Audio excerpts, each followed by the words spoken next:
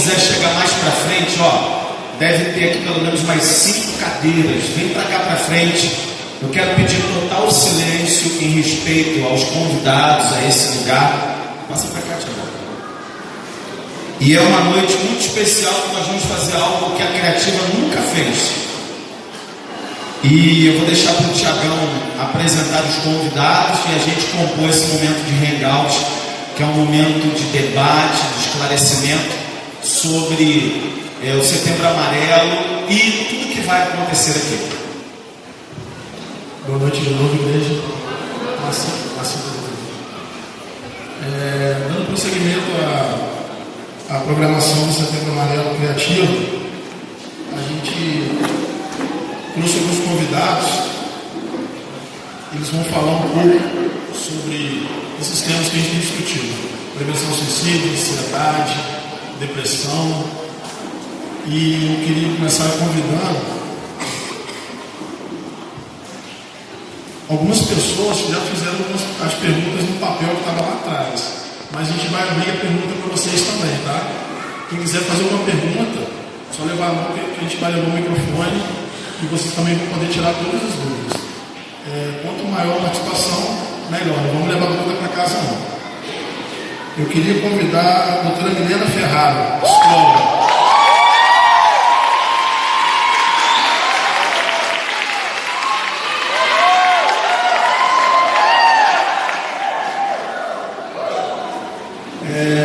Gisele Ferreira da Silva Garcia.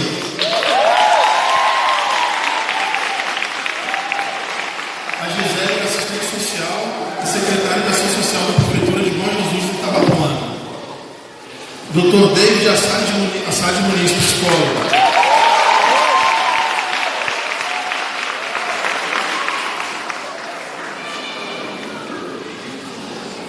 Cleison Pedrosa, pastora criativa.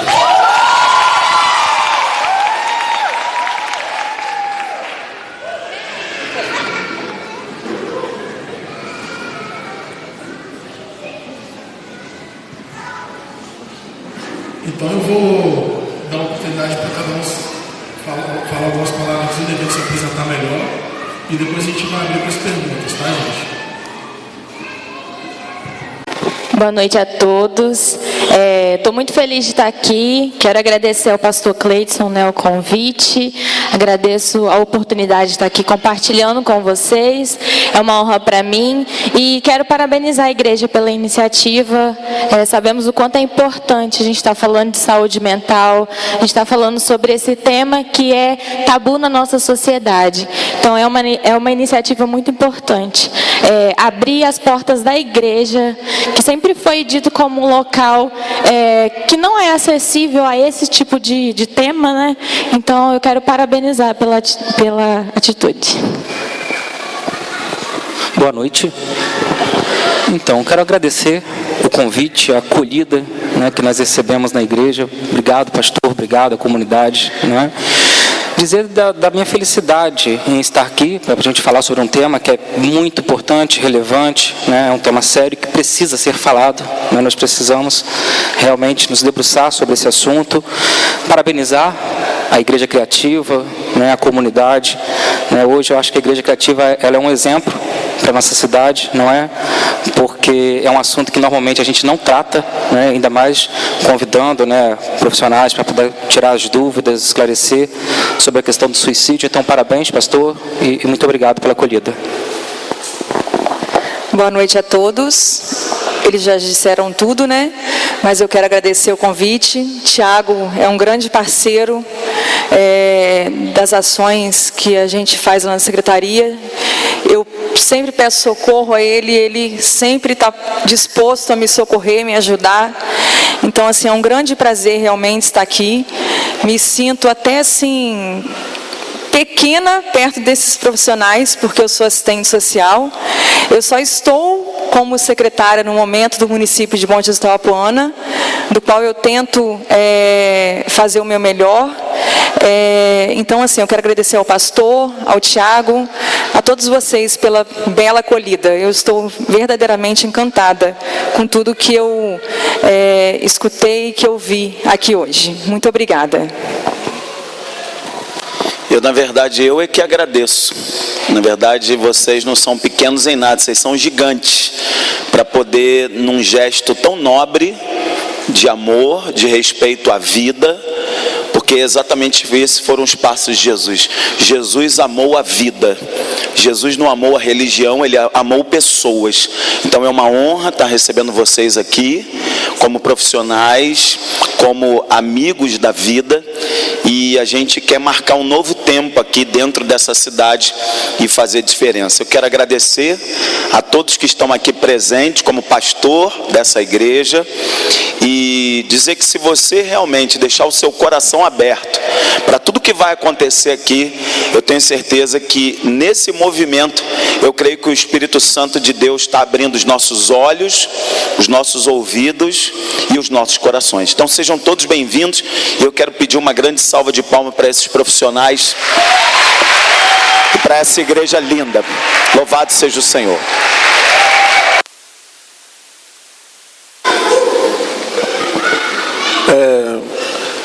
A gente vai iniciar a rodada de pergunta.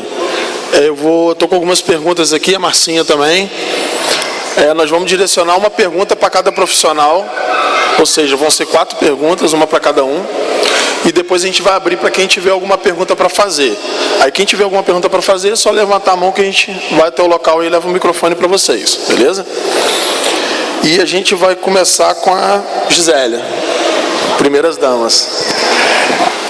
Gisélia, eu estou com uma pergunta aqui. Você considera que a rede pública de saúde tem um suporte para atender às demandas de suicídio? Então, eu vou falar assim, a Secretaria de Saúde, eu estou na Secretaria de Assistência Social, né? Mas a Secretaria de Saúde, ela tem sim os seus psicólogos, entendeu?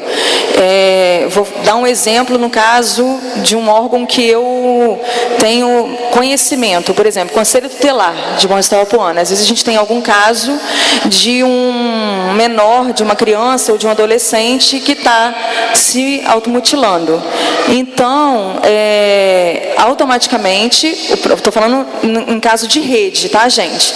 Porque, graças a Deus, lá nós conseguimos trabalhar muito bem essa questão da rede, assistência, saúde e educação. Então, o Conselho Tutelar manda automaticamente um ofício para a Secretaria de Saúde e, através da Secretaria de Saúde, esse menor, essa criança, esse adolescente, ele é automaticamente atendido. Então, assim, eu estou falando, porque, na verdade, é uma outra política, né? Nós temos a política de assistência social, temos a política de saúde. Então, assim, estou falando superficialmente porque é uma outra política, do qual nós temos outras assistentes sociais e temos o secretário de saúde, que é responsável por essa política, tá bom? Eu vou já, a gente entrar nessa conversa. Gisele, você hoje tem dados atualizados de Bom Jesus de Itabapoana em relação à estatística de suicídio? Isso é mapeado?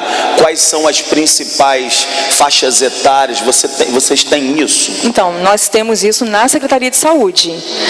O David está com algumas estatísticas que ele trouxe. O David é o psicólogo do CREAS, que é o Centro de Referência Especializado de Assistência Social lá de Bom Jesus, é onde nós também atendemos alguns casos específicos, alguns casos mais complicados, mais difíceis, que é atendido, a porta de entrada é o CREAS, né? Então, assim, o David vai explicar melhor a respeito, vai complementar, na verdade, isso.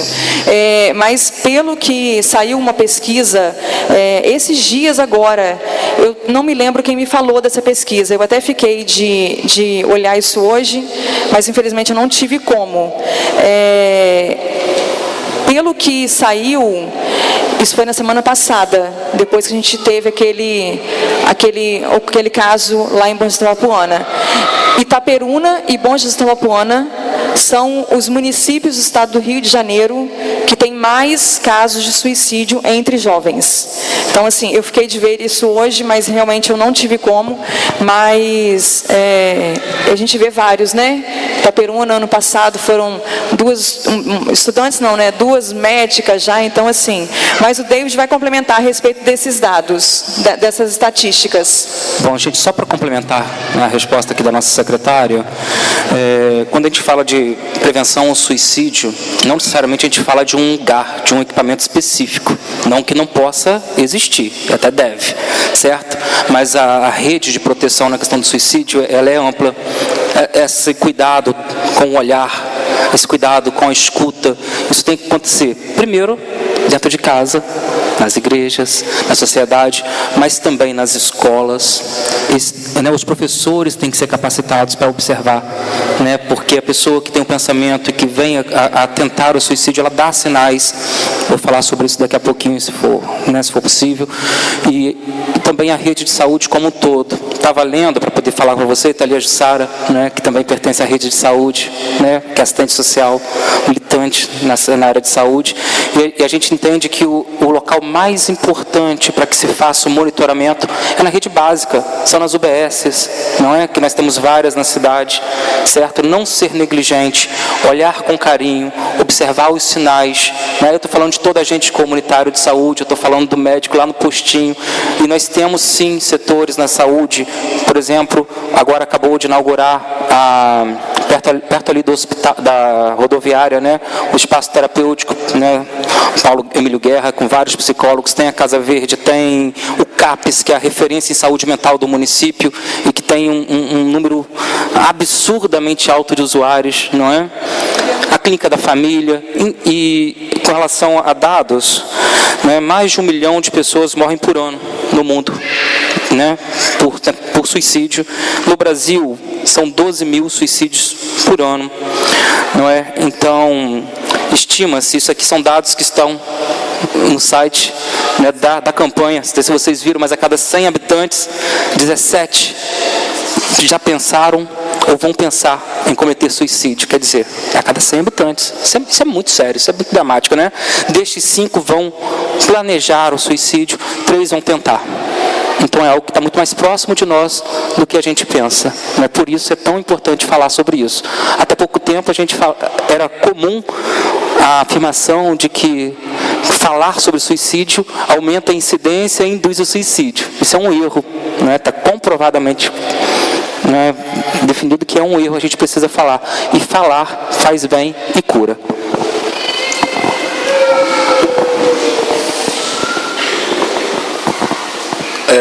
Eu queria fazer uma pergunta para a doutora Milena agora. Doutora Milena, quem tenta se matar realmente quer morrer? Essa é um mito, Na verdade, quem tenta se matar, ele quer matar o sentimento, ele quer matar a dor, ele quer matar a angústia que ele sente, não a vida, ele não quer tirar a vida, ele quer tirar dele todo o sentimento negativo, todo o mal-estar que está ali acometido. E a pessoa que chega ao ponto de tentar o suicídio, ela já esgotou todos os recursos dela. Então, ela acredita que a morte, que acabar com a própria vida é o último recurso. Ela já tentou de tudo e aí ela chega a esse ponto. O suicídio, na verdade, ela não quer tirar a vida, ela quer tirar a dor. Obrigado. Dr. David, na sua opinião, qual é o melhor caminho para a pessoa com ideação suicida? A pessoa com ideação suicida, ela normalmente procura ajuda, ela fala, só que muitas vezes ela não é escutada, não é? Então ela vai procurar, ela vai falar às vezes para um parente, e o caminho para a pessoa com ideação suicida, mesmo que a negatividade, o pensamento negativo, façam que ela não perceba, que ela só perceba o suicídio como opção, ela precisa buscar ajuda. Ajuda da rede pública de saúde, ajuda de um profissional de saúde, a psiquiatria, é fundamental que se procure um médico que faça a psicoterapia, certo? Porque, com toda certeza, o suicídio mesmo a pessoa com ideação suicida percebendo naquele momento de angústia, como a doutora falou perfeitamente, mesmo que ela não consiga perceber outro caminho, existem vários outros caminhos que são muito melhores, não é? O suicídio é sem dúvida a pior opção. Então é procurar ajuda, certo? Procurar ajuda sim. E não tentar ser forte, valente e achar que vai dar conta sozinho, né? Porque no momento de dor aguda, no momento onde realmente a gente não sabe qual é a gota d'água para se tentar um suicídio, então a gente não deve esperar, né? A gente deve ser proativo, né? 2 dias de tristeza, né, sem passar, já é motivo da gente ligar o sinal de alerta, né? Porque a maioria dos casos de suicídio envolve algum tipo de psicopatologia, certo? Algum tipo de transtorno mental, na maioria das vezes não identificado e não tratado. Obrigado. Pastor, a pessoa que pensa em se matar sofre julgamentos, principalmente dentro da própria casa. As pessoas acham que é frescura e falta de Deus. O que o senhor acha que é realmente falta de Deus? Eu acho que isso de uma base, é uma base até de desinformação e ignorância. Em primeiro lugar, porque a palavra de Deus diz que é para ninguém julgar ninguém. Não julgueis para que não sejais julgados. Não compete a mim, como pastor, como mentor espiritual, nem a ninguém dizer que uma pessoa não tem Deus, que ela está com frescura, que isso é bobagem, que isso é besteira. Eu acho que isso passa pela ignorância e eu acho que isso passa pelo preconceito. É um preconceito que a pessoa tem de querer taxar a dor do outro. Só que uma coisa que eu quero trazer, obviamente, para a palavra de Deus, e hoje eu falei isso muito lá em Calçado, eu acho que para chegar num grau desse, a minha opinião é que a pessoa ela não percebe, mas ela vai acumulando dentro dela entulhos emocionais. Ela vai acumulando dentro dela. Isso não acontece de uma hora para outra. Isso pode ser com várias bases e várias vertentes, mas principalmente no coração. E a palavra de Deus diz assim, em Provérbios 4, 23: sobretudo o que se deve guardar, guarda o teu coração, porque dele procedem as fontes de vida.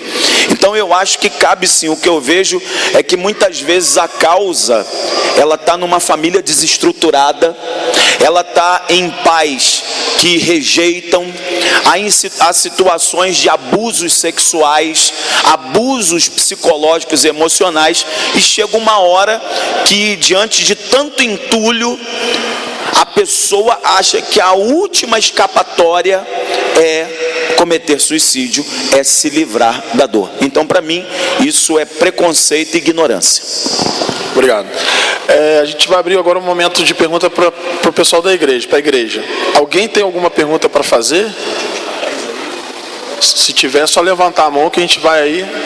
Vou lá, só um minutinho. Ali tem 2 pessoas. Eu vou ficar lá embaixo.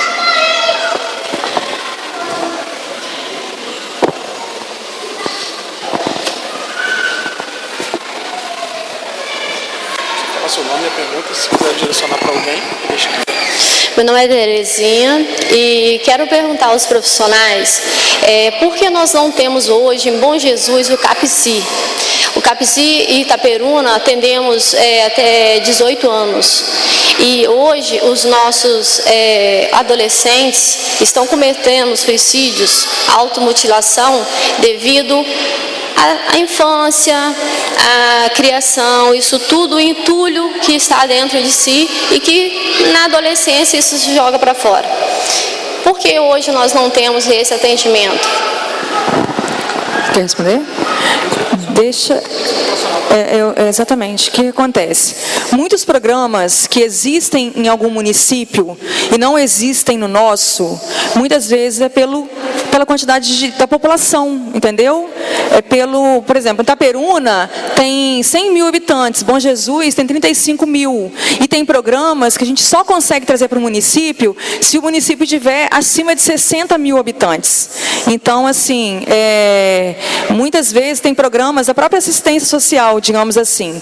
A própria assistência tem coisas que existem em Itaperuna, como Acessuas Trabalho, por exemplo. Só para dar um exemplo, mais ou menos. E que nós não conseguimos no município, porque nós temos o número de habitantes inferior ao que o programa pede para o município fazer a pactuação. Então, assim, por este motivo não existe esse tipo de serviço no município. O CAPZ tem que ser ofertado e é ofertado no CAPZ. Vou passar para você falar isso. Só pegando gancho na fala do pastor, que eu achei muito perfeita, eu vejo que nós vivemos em um momento, né, que as pessoas estão muito ocupadas, né? Todo mundo está sempre muito ocupado. Ninguém tem tempo para ir na casa do vizinho, ninguém tem tempo para escutar, às vezes, os nossos próprios filhos dentro de casa, né? Para dar aquela atenção. Então, assim, eu vejo que isso tudo está muito ligado. Eu vou falar agora em relação, só pegando o gancho na sua pergunta também, das crianças, dos jovens, dos adolescentes, através dos CRAs, nós temos 3 CRAs lá em Bom Jesus da Apuana. Nós, todo mês, nós trabalhamos um tema, né? Nós chamamos de temas transversais. Então, todo mês a gente tenta trabalhar um tema, e, na verdade, todos esses temas a gente chega sempre a esse tema que, como foi falado agora, muitas pessoas pensam nisso por causa do abuso que sofre, né, abuso sexual. Muitas crianças, a gente acha que a gente mora no interior, mas são inúmeros casos de abuso sexual infantil que nós temos no município. São muitos para uma cidade do interior. Então, assim, nós tentamos fazer esse trabalho todos os meses no CRAS, com nossas crianças, com nossos adolescentes, que nós atendemos de 6 a 18 anos. Então, nós falamos sobre um mês inteiro, a gente fala só sobre bullying, no outro mês a gente fala só sobre abuso sexual infantil. Então, assim, a gente vai, cada mês, a gente vai falando a respeito de um tema, mas sempre levando para essa questão social, né, juntamente com o pessoal do CREAS. O David só vai completar aqui a pergunta. Não, é só porque, apesar de nós não termos um CAPZ, mas em cidades que têm um índice populacional inferior para que se faça pactuação, o serviço do CAPZ ele é ofertado na rede municipal, no ambulatório de saúde mental e no CAPS que nós temos, não é? Porque o que não pode acontecer é deixar de ter o serviço. E a gente, em Bom Jesus, por conta da população, tem que trazer, né, essa demanda, né, para o CAPS que nós temos, que é só um, entendeu? Claro que poderia ser de uma maneira muito mais focal na criança se tivesse, mas é uma questão habitacional, de índice populacional. Tudo bem? Populacional.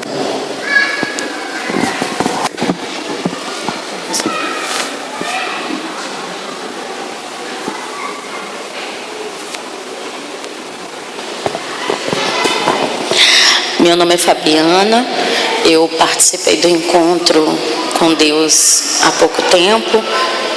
Eu não sofri nenhum tipo de abuso, mas há 6 meses eu sofri um acidente por um responsável que estava bêbado e atropelou eu e minha filha. E eu fiquei com sequela depois disso. E como eu sempre fui uma pessoa muito agitada, sempre fiz academia, sempre tive a minha rotina, trabalhei, infelizmente eu acabei tendo depressão por conta disso. E estou fazendo tratamento. E ontem, infelizmente, eu fiz aquilo que todo mundo mais temia, que foi tentar tirar minha vida ontem. O meu namorado estava em casa dormindo e a minha filha ainda não tinha chegado da escola. Eu cheguei no hospital, eu não lembro exatamente de tudo, mas a Nilcinha estava lá, ela me ajudou, ela apoiou minha mãe, a minha filha, e hoje, ao me olhar no espelho,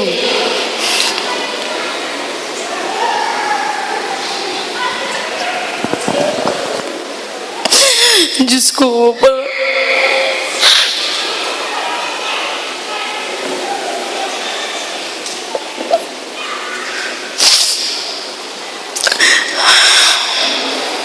No outro dia, a gente vê um vazio enorme que a gente não consegue preencher.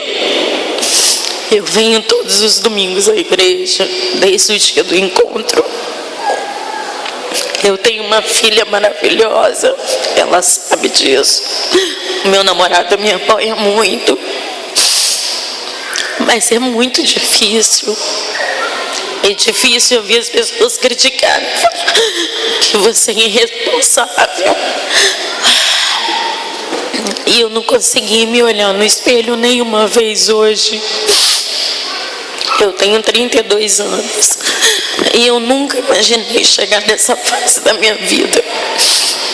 Esses dias mandei uma mensagem para o pastor agradecendo tudo que ele tem feito. E hoje é um dia importante, porque eu sei que muitas pessoas não têm coragem de falar, mas eu estou aqui para dizer para todo mundo que não é fácil. Eu participei do encontro, as meninas que me conhecem já sabem. Foi difícil para mim. Elas me ajudaram muito, me deram total apoio. Eu achei que eu não ia conseguir até o final. E hoje eu não sei o que fazer. Eu fico pensando o que eu fiz ontem, que eu podia ter morrido e deixado a minha filha aqui. E fico com aquilo na minha cabeça. Eu não sei o que aconteceu. Como a Milena mesma disse, a gente não quer tirar a nossa vida. A gente quer tirar a dor, porque é constante. E muita gente não entende. É só isso. Fabi, primeiro eu quero dizer que você já é uma vitoriosa só por fazer o que você está fazendo agora.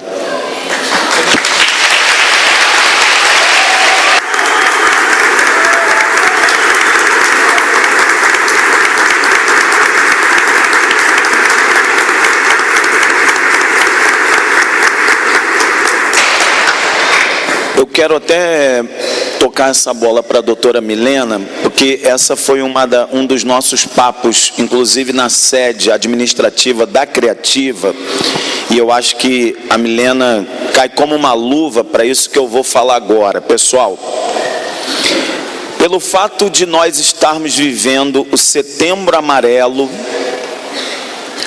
todo mundo acha que tem uma opinião para dar. Lembra? Nós conversamos sobre isso.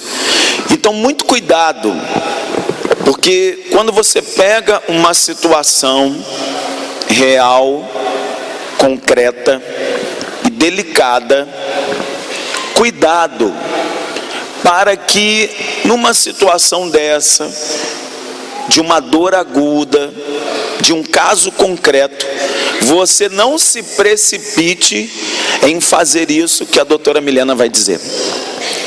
Primeiro eu quero dizer para você que realmente foi um passo muito importante para você ter abrido seu coração publicamente. Eu acho que é um sinal de que você está extraindo de dentro de você uma força que nem você talvez saiba que você tenha.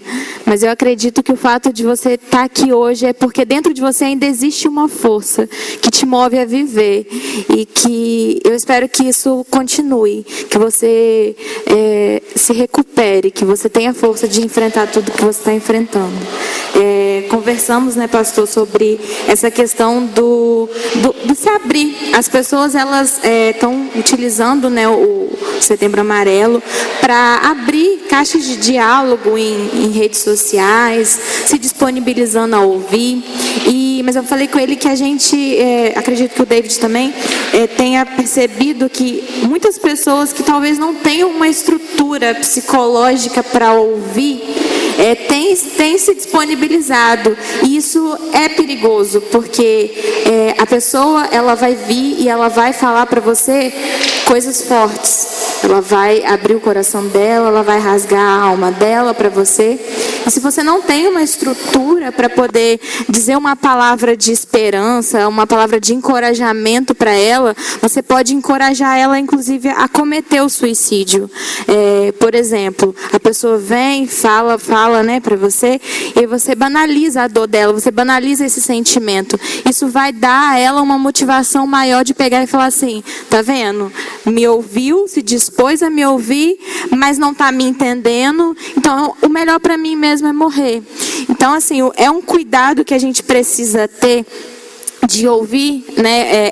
As pessoas às vezes acham que o psicólogo só escuta, mas a nossa escuta, ela é uma escuta diferenciada, é uma escuta sem julgamento, é uma escuta que vai dar um retorno. A gente dá um retorno ao paciente. O paciente, ele não vai para o nosso consultório apenas para falar e dali sair como se nada tivesse acontecido. A gente está ali para dar um suporte, a gente está ali, né, estudamos para isso, né, para poder dar um suporte emocional para a pessoa. Então, a questão mais é nesse sentido. Quer se disponibilizar a ouvir? Para pensar se você tem uma estrutura.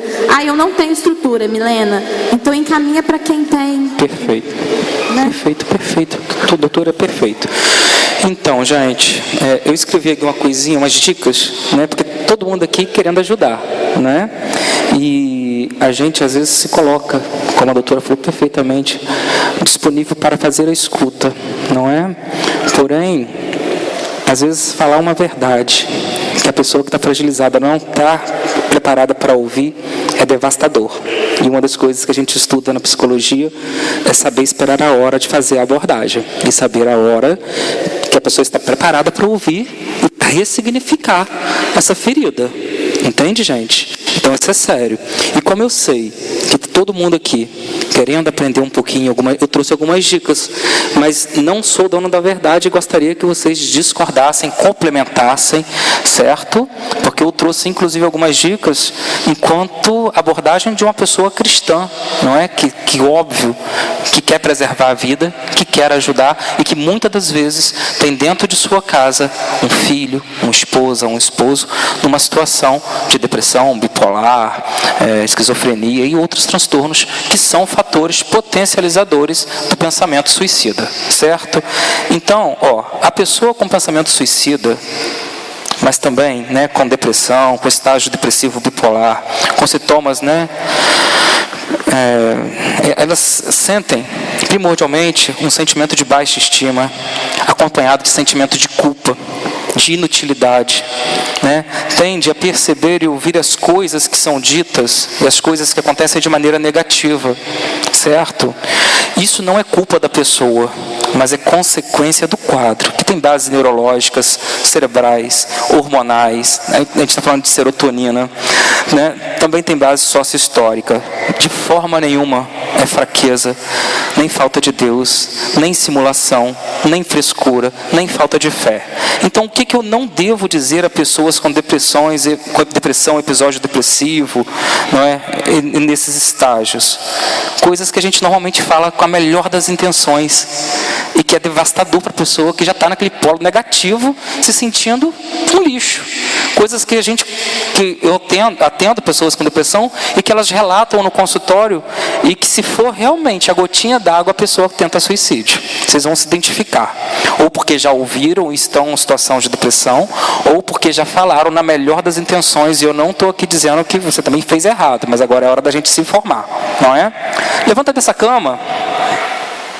Essa frescura, você está querendo aparecer. Olha só, a gente ouviu isso semana passada, porque na atividade uma pessoa se jogou do prédio, um profissional excelente, querido, certo? Dentista. Aí eu ouvi de uma pessoa evangélica, inclusive, um querido, mas também falou, como o pastor falou perfeitamente, por boa vontade, mas também por falta de informação e por ignorância, certo? Isso é falta de fé.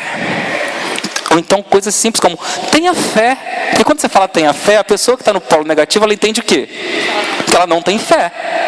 É uma boa intenção, vocês entenderam, gente? Tenha fé. Se você tiver fé, Deus é capaz de te curar. Óbvio que Deus é capaz de fazer milagre, capaz de curar. Mas quando você deposita essa responsabilidade, que a pessoa tenha mais fé, ela que está totalmente no polo negativo, ela não escuta dessa forma. Ela escuta o seguinte, então Deus não me cura porque eu não sou digno ou porque eu não tenho fé. Certo? É assim que a pessoa com depressão escuta. Se você amasse sua mãe, seu marido, você saía dessa situação, né? Quem quer se matar não fala, faz. Quantas vezes ouvi isso?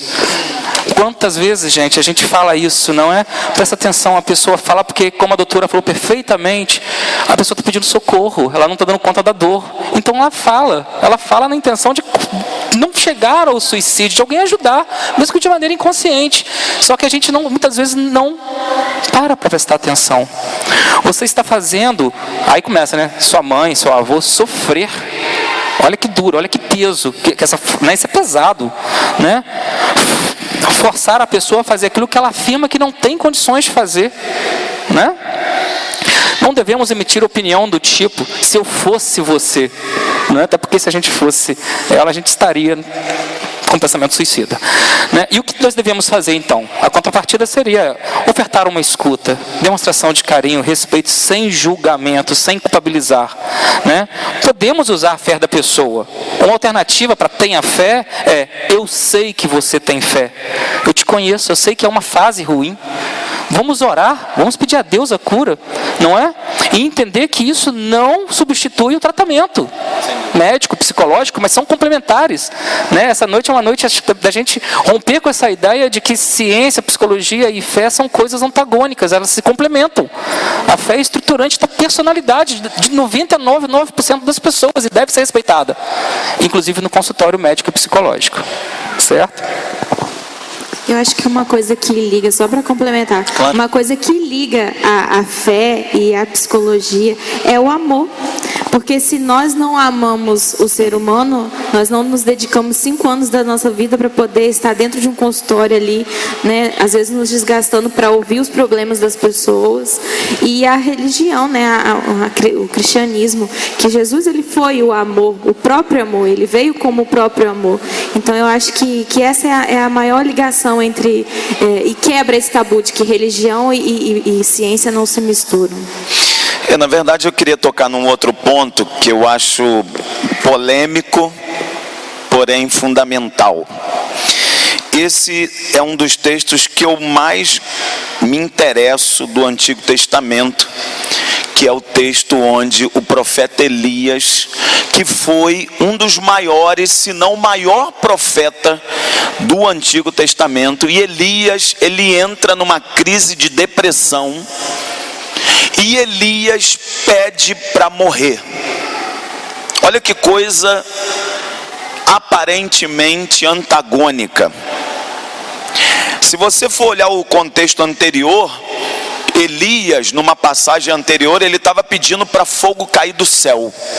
Era um homem cheio de intimidade, cheio de unção, cheio de ousadia, mas de repente ele sai desse movimento e por causa de uma mulher chamada Jezabel, que prometeu assassiná-lo, ele entra numa crise emocional, estrutural, espiritual, e é aqui que eu quero tocar. E Elias, no primeiro capítulo de Reis 19, ele pede para morrer e ele vai para uma caverna. E o que eu quero tocar nesse ponto?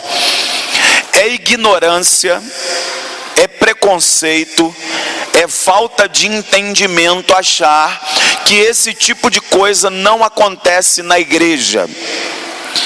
E dizer que na igreja as pessoas não passam por isso, porque isso é mentira. Foi-se a época onde se vendia uma religiosidade do super-homem.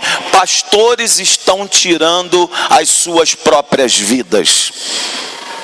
Pastores não possuem uma capa de super-herói. Você não precisa, de repente a pessoa, eu sou um líder de célula, eu sou não sei o que, eu tenho algum cargo, ou eu sou intercessor, e aquilo ali vira o palco perfeito para uma religiosidade, e a pessoa vira um cínico, doente, adoecido. E ele quer vender uma religiosidade de perfeição para inglês ver. E foi esse tipo de coisa que Jesus mais combateu. Viver uma vida mascarada. Viver uma vida onde a gente sempre tem que dizer que está bem.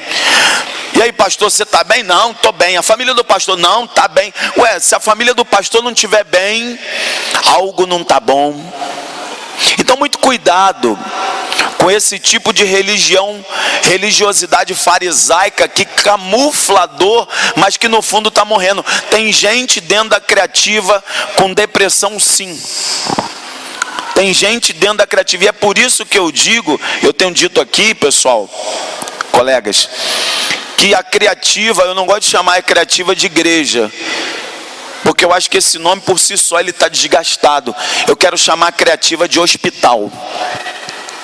A Criativa tem que ser um hospital, onde as pessoas, em primeiro lugar, elas têm que se sentir acolhidas.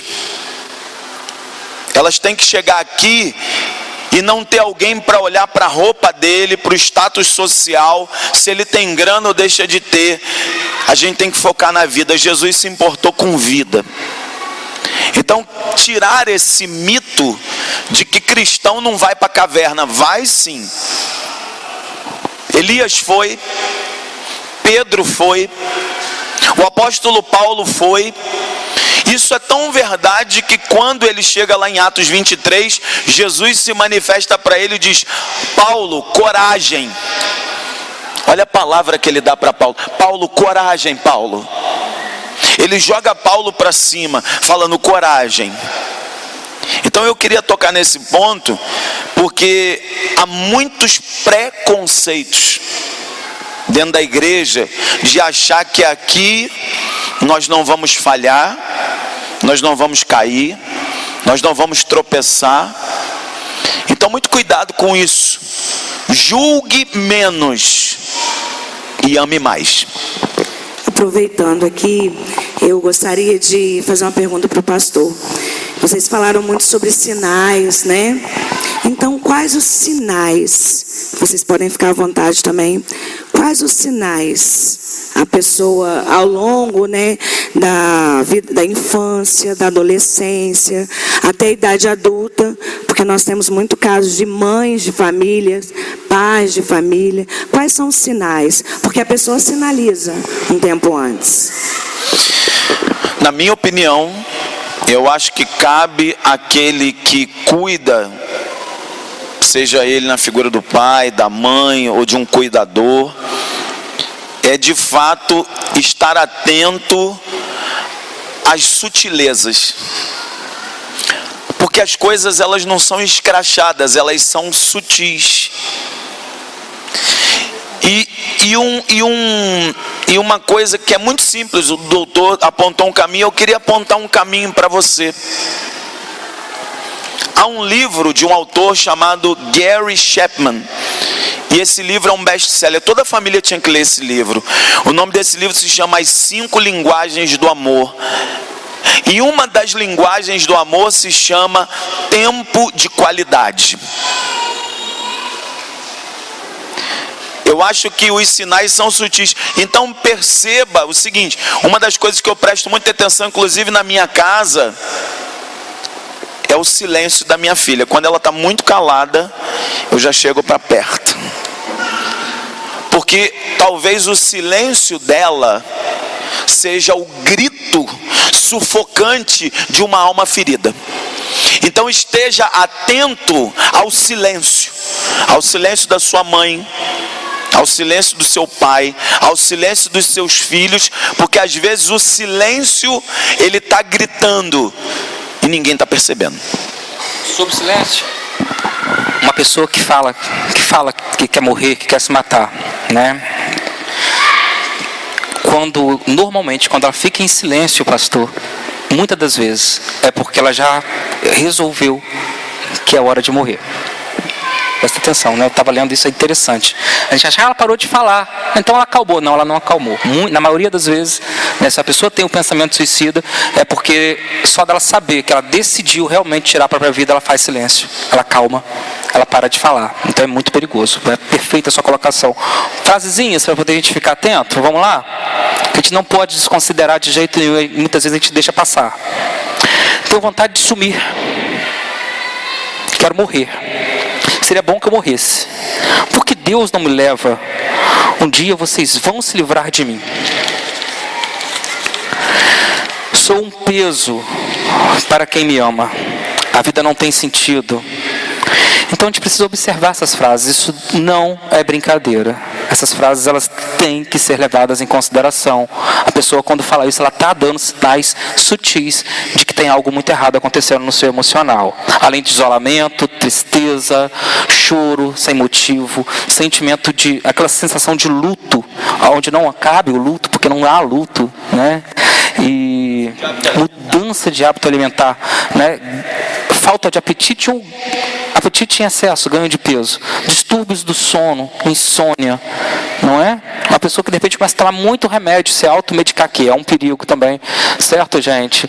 Ou sono em excesso, desmotivação, são sentimentos de desamparo, são sentimentos de desespero, não é? E é nessa hora que a gente precisa estar atento, porque, como foi dito, ninguém está imune, né? A doença mental, o transtorno mental é uma possibilidade na vida de qualquer ser humano. Ninguém está livre. Eu quero fazer, na verdade, uma pergunta para vocês, porque às vezes a gente se depara com situações que a família fala assim, vocês já devem ter escutado isso. Gente, mas ele estava tão feliz, ele estava tão bem, porque tem pessoas que falam isso. Gente, ele não tinha nada, né? E tem outras pessoas que é engraçado, né? Que falam assim, mas ele tinha tudo, né? Era rico, era de uma família boa, fazia medicina e se matou. Meu Deus, que loucura. Tem tanta gente que não tem nada e está aí, ó.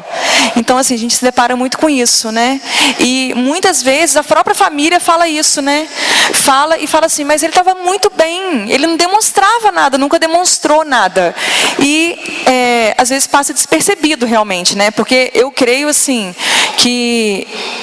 Eu não sei, na verdade, mas o que se percebe é que muitas vezes, será que todo mundo demonstra alguma coisa ou tem pessoas realmente que não demonstram, né? Eu acho que fica essa pergunta porque eu escuto muita gente falando isso. Eu trabalhei muitos anos no hospital, eu fui assistente social muitos anos no hospital e eu já vi inúmeros casos de suicídio e principalmente de jovens. A grande maioria eram jovens. E muitos chegavam, sim, com depressão, a família falava, mas muitos, a família falava, eu não percebi. Eu tipo assim, eu nunca dei conta que estava acontecendo dentro da minha casa. Então, as pessoas, elas, cada um tem uma estrutura psíquica, né? Então, tem pessoas que elas tendem a reprimir seus sentimentos. Às vezes é um costume familiar, às vezes uma criança que cresceu com os pais não conversando, não perguntando como ele é, como foi o dia. Então, a pessoa já cresce tendo esse hábito de reprimir, de não falar, de reprimir os seus sentimentos, ou quando ela tenta expor os sentimentos, se ela, assim, 1, 2 ou 3 vezes for reprimida, tipo assim, não posso te ouvir. Não, isso aí depois a gente conversa sobre isso. Então, ela tende a cansar de querer se abrir, ela tende a não querer falar sobre isso. Então, existem sim casos de pessoas que dão os sinais e a família não percebe. A família, no caso, não percebe, talvez por estarem distraídos, pelo emprego, talvez não tenha tempo de sentar, de ouvir. Então, talvez seja essa ausência familiar, ou talvez seja algo da personalidade da pessoa. Talvez a pessoa tentou, mas não conseguiu, então acabou se isolando, né, tendo esse afastamento social e, consequentemente, veio a cometer o suicídio e ninguém ficou sabendo. E realmente foi uma surpresa para todo mundo. Pois a gente tem que ficar atento. Eu sei de um caso, aconteceu há pouquíssimo tempo, de uma pessoa construindo um prédio, dentista, com um filhinho recém-nascido, ser jogado do prédio. E aí? Chefe de departamento. Foi um choque. Nesse caso, o trauma dessa pessoa, ela se enquadrava nessa questão, mas foi lá na infância, quando ela foi impedida de ser quem realmente ela deveria ser, pela família, que impôs, colocou na forma, e lá na infância houve um trauma, certo? Na formação dessa criança, onde ela era de um jeito, foi forçada a ser de outro, e casou, e teve filho, e não deu conta. Ele ria, e era chefe de departamento, rico, bem-sucedido, querido numa cidade, mas só que lá na infância aconteceu esse trauma. E adolescentes não necessariamente precisam estar com depressão ou com algum transtorno, mas já é uma questão da fase, né, doutora? Estruturante da fase de ser adolescente. Adolescente, ele tem uma dificuldade, é dele essa questão da... É tudo muito intenso, é tudo muito grande, né? Então é a primeira descoberta de uma traição, é o primeiro rompimento de um amor, né? Do primeiro amor, e a gente tem que estar atento, porque para nós que somos adultos, parece que é frescura, parece que é muito pouco. Mas para o adolescente que não tem um repertório de resiliência, de capacidade de elaborar, como alguns adultos, em alguns momentos, quando não estão em situação, tem, certo? Porque em outros momentos não, mas de maneira geral, a adolescência, a juventude é um fator de risco por si só e a gente merece estar atento, porque muitas vezes não dá sinal, porque não só atendi pessoa que uma menina que tinha pensamento de suicídio porque tirou uma nota baixa, foi a primeira nota baixa da vida dela na faculdade que ela estava fazendo no primeiro período, né? E se a família não percebe, ela poderia ter tentado suicídio. Essa questão que o pastor falou sobre frustração, é interessante a gente pensar que quando uma criança ela se frustra, de uma certa forma nós adultos a gente compensa ela. Por exemplo, ela foi mal na escola, a gente incentiva, a gente dá um brinquedo, a gente fala alguma coisa. Só que o adolescente, ele está numa fase assim, você precisa aprender a lidar com essa frustração. Agora não tem como ficar te compensando, você precisa seguir a sua vida, seguir um rumo profissional. Então é tudo muito intenso, é tudo muito tipo assim, muito forte, estou te jogando na vida e você vai. E aí é um momento em que ele vai ter dificuldade de lidar, ele vai ter vai andar na corda bamba mesmo, que a vida é assim. A gente, como adulto, a gente vive essa corda bamba. Imagina para eles que estão descobrindo tudo agora. E essa coisa, né? Você é criança, rapaz, para fazer isso. Aí quando você precisa cobrar, você já é um adulto. Então isso gera uma... Tudo muito rápido, de repente, de um dia para o outro. Nós que somos adultos, a gente também olha para o adolescente como criança quando convém, e quando adulto também quando convém, né? E é uma fase realmente delicada, tá, gente? Que requer cuidados. A idade de risco principal, crianças também cometem suicídio, mas é dos 15 ao 30 e, por incrível que pareça, os idosos, por conta, né, das doenças crônicas, por conta das dores, por conta dos lutos, por conta do vazio da casa, também a gente deve olhar com muito carinho, por conta da aposentadoria, né? Então a gente também deve olhar com muito carinho para os idosos, porque também é um grupo de risco. Teve algumas perguntas que não puderam ser lidas, mas eu tenho certeza que foram respondidas, muitas dúvidas foram tiradas. Foi muito esclarecedor esse bate-papo. E a gente vai dar um tempo para as considerações finais e a gente vai terminar. Mas a gente queria deixar o convite para a próxima quarta-feira. Nós teremos outros convidados. Já adiantar, agradecer a Gisele. Tá, Gisele, obrigado. O David por ter vindo, muito obrigado. Então a gente vai abrir o tempo para os quatro fazerem considerações finais, tá bom? Bom, eu espero que nós tenhamos esclarecido, né, para vocês algumas questões. Eu me coloco à disposição se houver ainda alguma dúvida. Quero agradecer novamente o convite do pastor. Reforço a minha palavra que acredito que isso seja de extrema importância para a igreja estar falando sobre esses assuntos e vamos preservar a vida. Essa semana eu vi um vídeo de um psiquiatra falando que há uns anos atrás era um tabu falar sobre AIDS. E aí houve toda uma conscientização, um projeto, um plano de estrutura. E hoje o índice de AIDS ele diminuiu drasticamente. Então eu acredito que nesses últimos anos de campanha de Setembro Amarelo tem sido muito gratificante. Eu acredito que temos ainda sim um número muito grande, mas eu acredito que conforme a sociedade, a igreja for se conscientizando e trabalhando a favor, né, trabalhando com a prevenção, também estaremos vencendo esse tabu que é sobre o suicídio também. Muito obrigada a todos. Então, eu só quero recordar aqui que existe um DISC, pastor, né, que é o 188, certo? De um grupo valorização da vida, Centro de Valorização da Vida. Gente, presta atenção, isso é muito importante. A pessoa que está em pensamento suicida, que está pensando em fazer esse ato extremo, ela pode ligar de qualquer telefone. Existe um plantão 24 horas de voluntários treinados para fazer uma escuta sem julgamento, totalmente sigiloso, certo? E óbvio que falar alivia o coração, é importante falar, certo? Então fica aqui o meu apelo: se você tem pensamento suicida, ou se você tem uma tristeza a qual você não está dando conta, por favor, se você conhece alguém que tem, ou tem algum familiar passando por isso, procure ajuda profissional, procure ajuda médica, psicológica.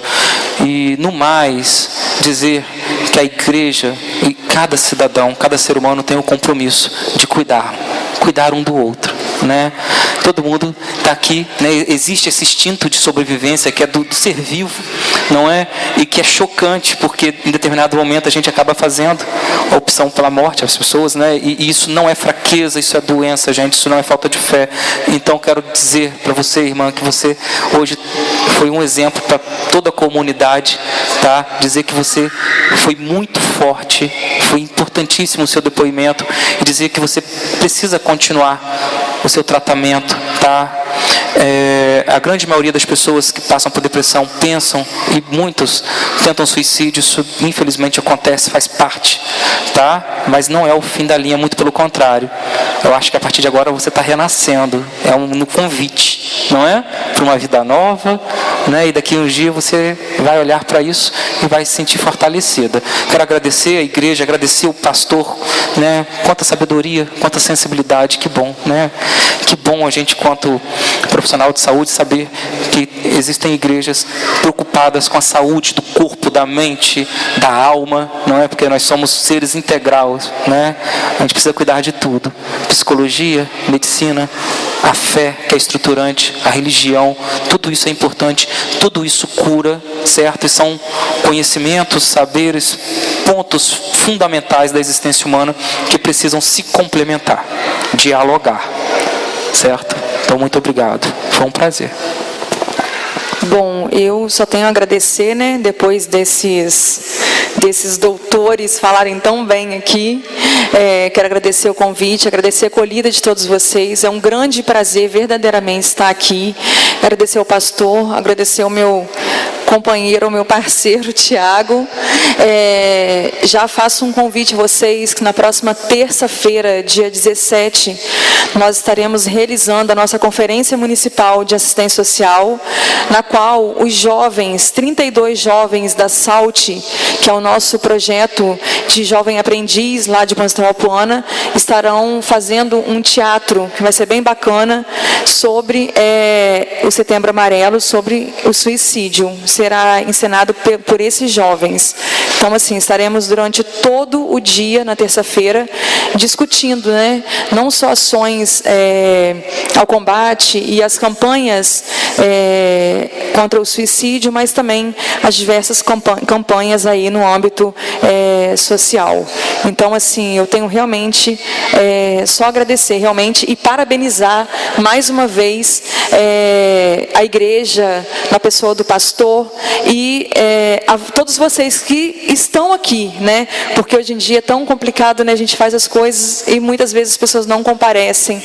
Então, assim, é um belo trabalho, pastor. Parabéns. Eu falei no início, eu realmente estou encantada, porque é difícil você ver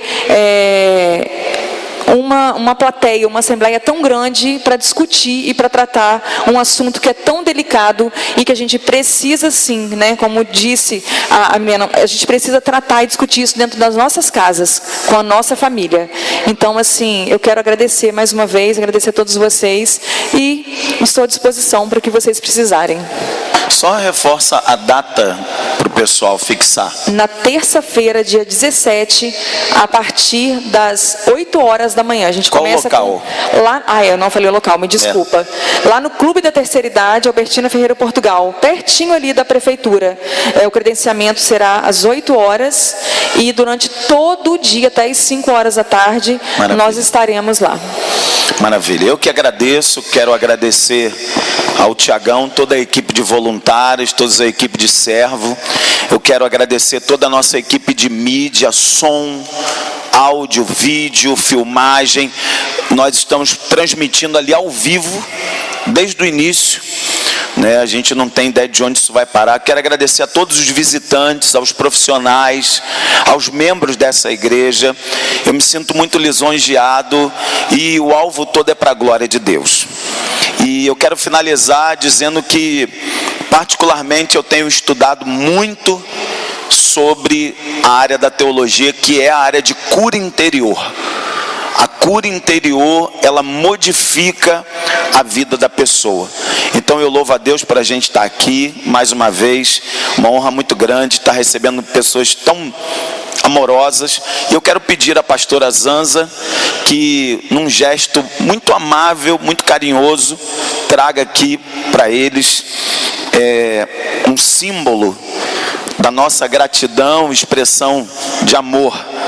Tá bom? Receba aqui a camisa da campanha e um mimozinho. Tá bom? Queria pedir uma salva de palmas aos profissionais.